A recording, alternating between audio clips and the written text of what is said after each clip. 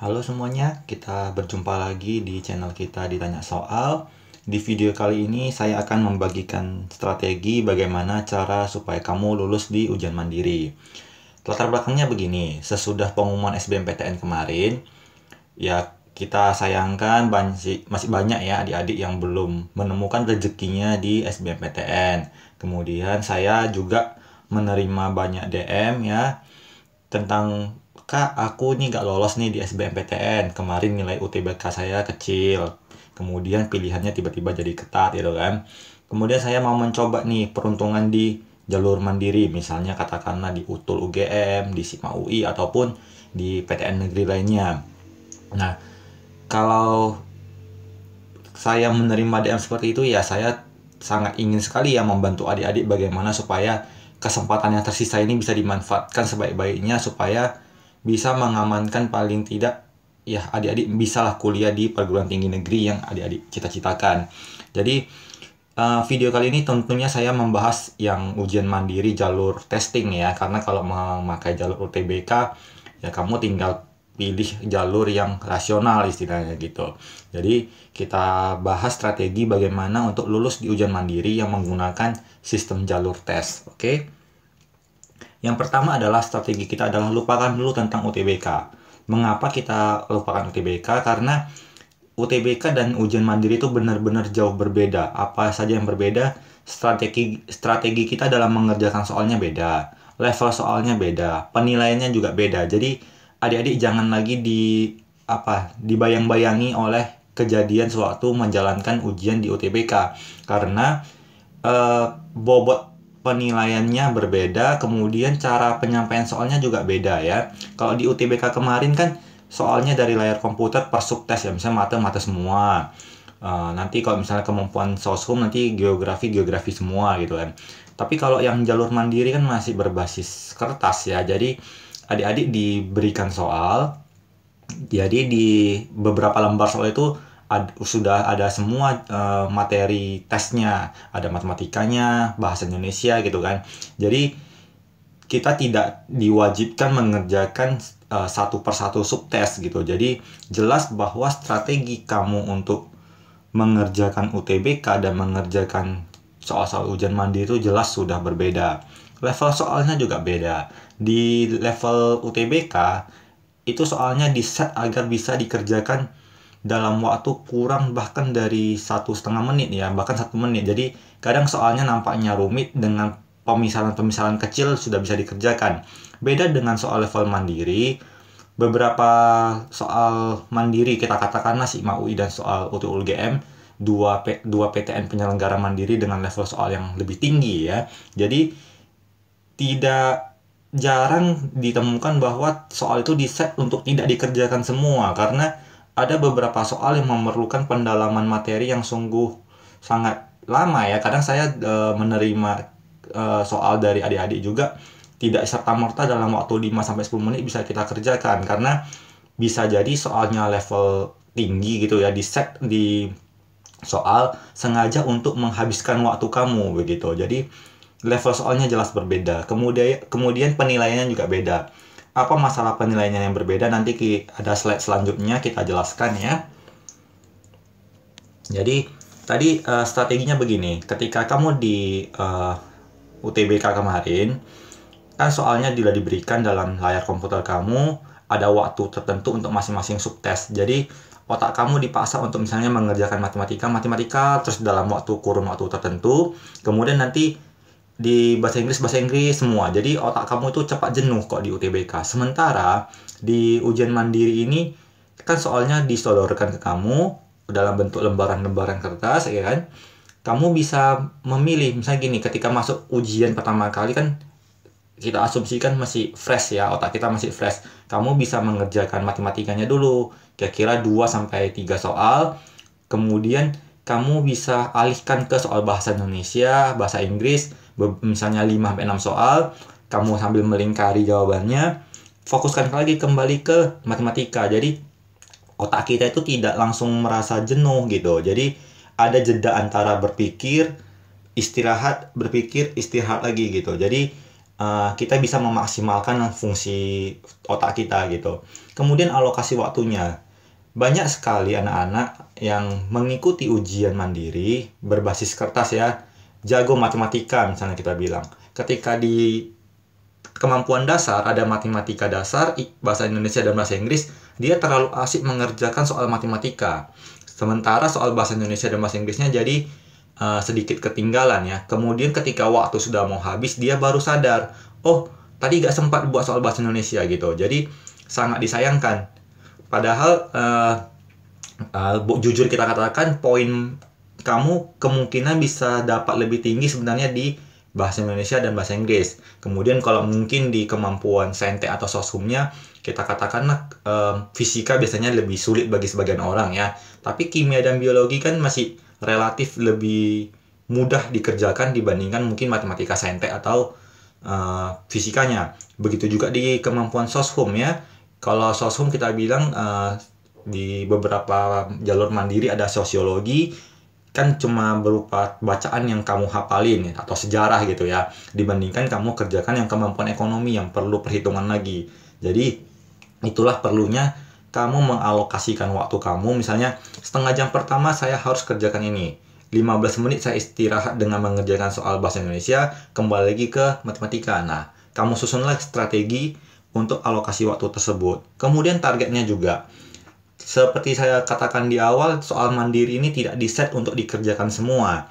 Jadi, kamu dalam masing-masing mata pelajaran, kamu bisa pasang target. Misalnya, aku harus benar minimal 7 di matematika, 10 di bahasa, 10 di fisika, gitu. Jadi, buatlah target-target soal untuk masing-masing subtes. Karena kan kamu pasti saya jamin sudah mengikuti banyak kegiatan tryout, bimbel ya. Jadi, kamu sebenarnya udah bisa mengukur kemampuan kamu di mana. Jadi pasanglah target sebelum melakukan ujian ini. Jadi supaya kamu bisa mengetahui berapa poin yang bisa kamu raih dan bersaing untuk pilihan jurusan kamu tersebut. Kemudian yang kita perlu ingat bahwa otak kita itu bukanlah suatu mesin ya. Jadi tadi kita sudah singgung, jangan pernah fokus pada satu mata pelajaran saja. Karena kecenderungan orang-orang yang pintar biasanya ya, dia kalau misalnya kemampuan saintek, kalau saintek dia cenderung lebih tertarik mengerjakan di matematika saintek dan fisika, kurang suka di biologi. Padahal di sistem penilaian ini poinnya sama, yaitu tidak ada membedakan poin antara matematika dan poin di biologi. Jadi sama-sama kalau benar itu dapat poin. Gak ada dibilang bahwa untuk lulus ini harus lebih tinggi di bidang matematika. Sejauh ini tidak ada konfirmasi mengatakan bahwa untuk misalnya klaster kesehatan harus lebih tinggi kimia dan biologi. Sejauh ini belum ada. Oke, jadi poin kedua adalah ambil jeda mengistirahatkan otak. Bukan berarti kamu duduk santai gak melakukan apa-apa, tapi alihkanlah perhatian kamu ke mata pelajaran yang lain. Karena jujur saja dalam mengerjakan soal matematika dan contohnya ke biologi ya, matematika kamu dipaksa berpikir berhitung, sementara ketika biologi kamu dipaksa untuk mengingat kembali. Jadi bagian otak yang digunakan itu tentu berbeda, sehingga ketika kamu mengalihkan perhatian kamu ke biologi, bagian otak kamu yang tadi sudah dipaksa bekerja keras di bidang matematika ada kesempatan untuk regenerasi, beristirahat gitu. Jadi kamu bisa mengambil jedanya tadi dengan cara misalnya mengalihkan ke biologi, kemudian melingkari jawaban, atau sekedar untuk membaca sekilas soal-soal yang belum dikerjakan begitu. Jadi ambillah potensi semaksimal mungkin untuk yang bisa kamu kerjakan, oke? Nah, paling penting adalah di masalah penilaian ya. Di UTBK kemarin, sistem penilaiannya kan memakai item respon teori, yaitu soal dengan kategori sulit mendapat poin lebih tinggi, soal dengan kategori mudah poinnya lebih rendah. Jadi kalau di sistem ujian mandiri, dia tidak ada pakai item respon teori. Jadi yang ada itu bahwa setiap soal yang benar dikali tambah 4 ya. Yang salah minus 1, yang kosong tetap kosong. Jadi tidak ada kategori soal mudah, sedang, atau sulit. Jadi kamulah yang pandai-pandai memilih dari berbagai materi yang sudah kamu pelajari. Kamu kan tahu materi mana yang kamu kuasai, materi mana yang kurang kamu kuasai. Jadi Kebetulan karena kakak orang saintek ya, jadi kita contoh ambillah misalnya di matematika. Ketika kamu pandai di topik-topik seperti limit maupun turunan, ketika kamu menerima soal, segera kerjakan soal-soal yang berhubungan dengan limit atau turunan. Kalau kamu kurang paham, biasanya orang kurang paham di bidang geometri ruang ya, yang balok, kubus gitu kan. Itu tidak diwajibkan untuk kamu kerjakan lebih dulu, tinggalkan saja dulu. Fokuskan ke subtes yang lain. Jadi tidak ada bahwa soal yang tadi susah mendapatkan poin lebih tinggi itu nggak ada. Jadi jangan buang waktu kamu berlebihan untuk soal yang tidak kamu yakin bisa peroleh jawabannya. Oke? Dan jangan juga sembarang menjawab yang soal yang kamu nggak tahu gitu.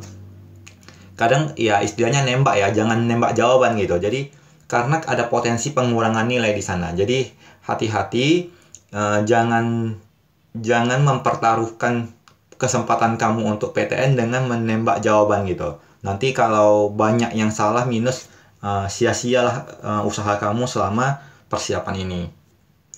Kemudian level soalnya. Seperti saya bilang tadi, di level soal, setiap ujian mandiri yang diselenggarakan sangat bergantung kepada PTN penyelenggaranya.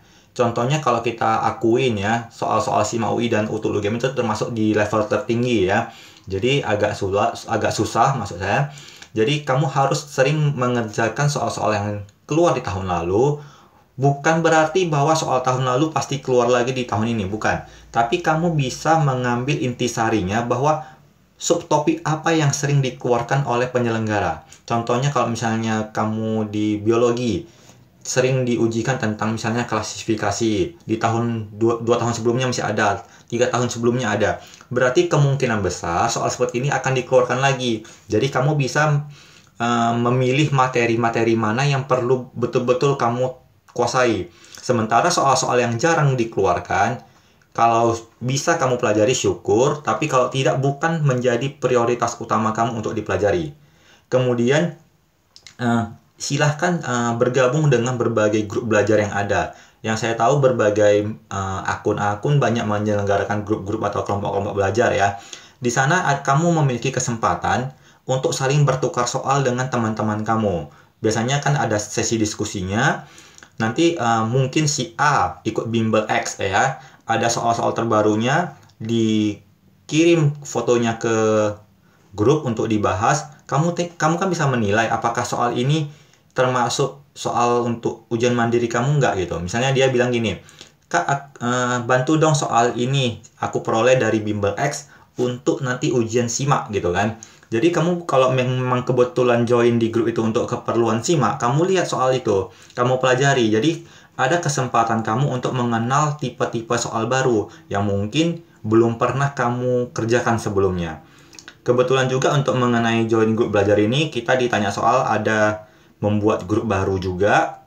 Kamu silahkan join. Bagaimana cara joinnya ada di feed Instagram kita ya. Silahkan join, nggak berbayar kok. Silahkan masuk saja. Nanti di sana kita akan bahas-bahas soal. Mudah-mudahan bisa membantu adik-adik untuk lulus di ujian mandiri. Kemudian perhatikan juga beberapa tes tambahan yang disyaratkan oleh PTN penyelenggara. Belakangan ini yang sering dihebohkan itu yang di UI ya. Di UI itu berupa, dan ITS, maaf sebelumnya, UI dan ITS menyelenggarakan esai. Jadi beberapa anak-anak yang baru tiba-tiba mendaftarkan diri di UI, tiba-tiba terkejut melihat bahwa ada poin esai SIMA UI. Mereka mengira soal esai itu adalah soal menjawab pertanyaan. Bukan. Jadi yang dimaksud soal esai tersebut adalah soal berupa karangan menceritakan diri kamu sendiri. Kakak juga sudah ada video mengenai esai SIMA UI. Boleh kamu lihat sebelumnya supaya memberikan gambaran bagaimana untuk mengerjakan esai SIMA UI. Kemudian ada juga beberapa yang menyaratkan portofolio, misalnya untuk yang berupa tes kemampuan visual ya, misalnya menggambar, seni rupa. Kamu kerjakanlah sesuai dengan apa yang diminta oleh PTN penyelenggara tersebut.